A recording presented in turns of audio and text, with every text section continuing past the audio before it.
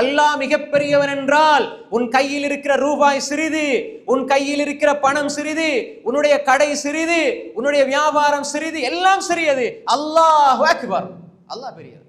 வெற்றி இதுல நஷ்டம், இதுல தோல்வி நினைக்கிறீங்களா? வந்தா இல்ல, ஹய்யால ஸலா ஹய்யாலல் ஃபலா, வெற்றி இங்கே, இங்க வாங்க, வெற்றி இருக்குது. அது நஷ்டம் போகாது. அதுல நீங்க நினைக்கிறீங்க அங்க நஷ்டம், இங்க தான் நஷ்டம் போகும். நீங்க வராட்டி தொழுகைக்கு வரையிலன்னா தான் நஷ்டம். அன்புக்குரிய சகோதரர்களே, அல்லாஹு அக்பர் என்ற வார்த்தைக்கு பிறகு எல்லாம் சின்னதா மாறணும். அது பெரிய திக்ர் சகோதரர்களே. எதுவுமே அல்லாஹு அக்பர் என்ற வார்த்தைக்கு பின்னால் எல்லாம் சிறிதாக மாறுகிற பொழுதுதான் அந்த உள்ளம் அமைதி பெறுகிற உள்ளமாக இருக்கும். எல்லாத்தையும் தூக்கி உள்ளத்துல வச்சு கொள்றது.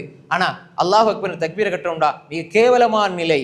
உள்ளம் அல்லாஹ் அல்லாதவைகளால் நிரம்பி இருக்கிற வேளையில் ஒரு மனிதன் அல்லாஹு அக்பர், அல்லாஹ் மிகப்பெரியவன் என்று வாயால் மட்டும் சொல்வது மிகப்பெரிய இழிவு, கேவலம், கைசேதம், நஷ்டம் என்பதாக அல் ஹாஃபிஸ் இமாம் இப்னு கய்யிம் அல் ஜௌசியா ரஹ்மத்துல்லாஹி அலைஹி சொல்கிறார்கள். அவனுடைய உள்ளம் அல்லாஹ் அல்லாதவைகளால் நிரம்பி இருக்குது.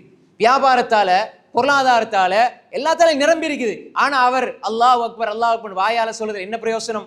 எந்த பிரயோசனம் கிடையாது. அன்புக்குரிய சகோதரர்களே, அல்லாஹ் அக்பர் என்று சொன்னா ரப்பை நோக்கி வருகிற ஒரு நிலை இருக்க வேண்டும் சகோதரர்களே. அப்படியான ஒரு உள்ளம் இருக்குமாக இருந்தால், அப்படி ஒரு சூழ்நிலை இருக்குமாக இருந்தால் அவர்களை அல்லாஹ் சொல்கிறான், ரிஜாலுல்லா துல்ஹீஹிம், அவர்கள் தான் உண்மையான மனிதர்கள் என்பதை அல்லாஹ் சொல்கிறான்.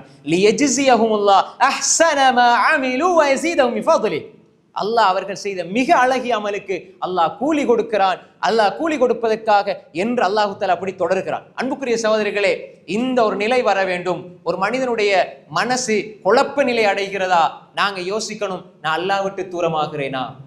அதே மாதிரி என்னுடைய வணக்க வழிபாடுகள்ல நான் குறைபாடு செய்கிறேனா?